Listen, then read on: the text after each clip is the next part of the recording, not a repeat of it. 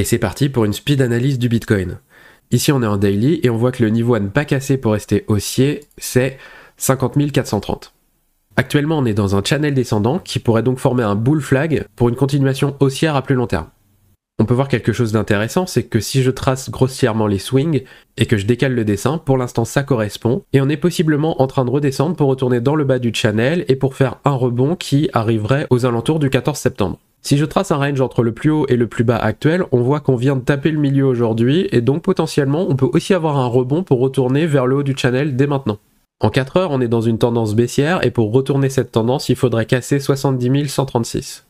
En 1 heure, on est aussi dans une tendance baissière, mais cette fois-ci, il faudrait casser 66 832 pour repasser haussier. En 15 minutes, on est aussi dans une tendance baissière, mais cette fois-ci, le niveau est plus proche, et il faudrait casser 65 110 pour pouvoir repasser haussier. Le prix est en train d'arriver dans la zone de mitigation en gris, et jusqu'à preuve du contraire, la logique pour le moment c'est d'avoir une continuation baissière. Donc on pourra avoir un rebond baissier très prochainement pour continuer le mouvement vers le bas, et on peut voir qu'on a 2 zones de liquidité juste en dessous, qui viennent de ces creux et qui font donc de bonnes cibles avant que le prix rebondisse. Si je dézoome un peu et que je repasse en 1 heure, on peut voir qu'on a 2 order blocks 4 heures qui peuvent bloquer le prix à la hausse. Ça veut dire que si le prix remonte, il y a d'assez grandes chances qu'il soit rejeté dans une de ces 2 zones, et on peut voir que cet order block 4 heures est dans la zone de mitigation 1 heure. Et même si ici il y a une petite mèche qui normalement suffit à mitiger la zone, il faudra quand même faire attention à la réaction que peut provoquer cet order block. Si le prix remonte, on a 2 niveaux de liquidité qui peuvent faire office d'aimant, et donc attirer le prix, et par contre, une fois que ces liquidités sont prises, on pourra avoir un rejet. Le premier niveau de liquidité à la hausse, c'est 70 180, et on voit qu'il est juste au-dessus du canal descendant, ainsi que du sommet datant de lundi, qui n'a pas réussi à prendre ce niveau. Si on remonte jusqu'en haut, ça augmente donc les probabilités de prendre au moins ce niveau.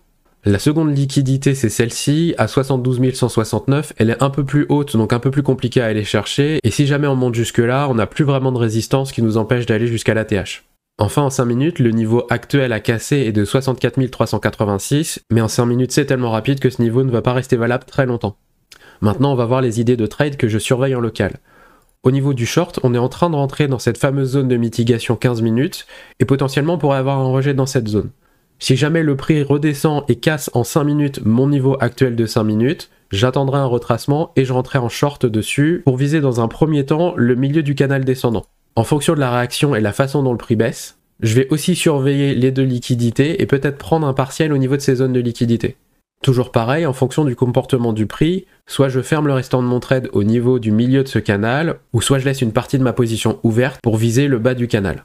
Maintenant, un scénario de long que j'envisage, ce serait de venir chercher ces 2 liquidités-là avec une mèche et de venir fermer la bougie au-dessus de ce niveau de continuation. Dans ce cas-là, on aurait un swing failure pattern et l'objectif du prix serait au moins de revenir jusqu'à ce niveau 15 minutes de 65 110, voire de remonter jusqu'en haut du channel. Il faut quand même se méfier sur ce long parce que, à part en 5 minutes pour l'instant, toutes les time frames entre 15 minutes et 4 heures sont baissières, donc on est quand même dans un trend principalement baissier à moyen terme. Le contre-argument de ça, c'est qu'en 8 heures on reste haussier et que finalement on vient d'aller vers le bas du range 8 heures.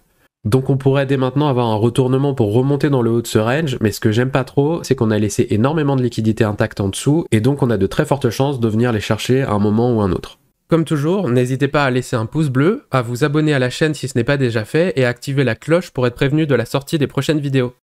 Si vous avez des questions à propos de cette vidéo, ou si quelque chose n'est pas clair, n'hésitez pas à les poser en commentaire, et j'y répondrai directement, ou je ferai une vidéo détaillée si besoin.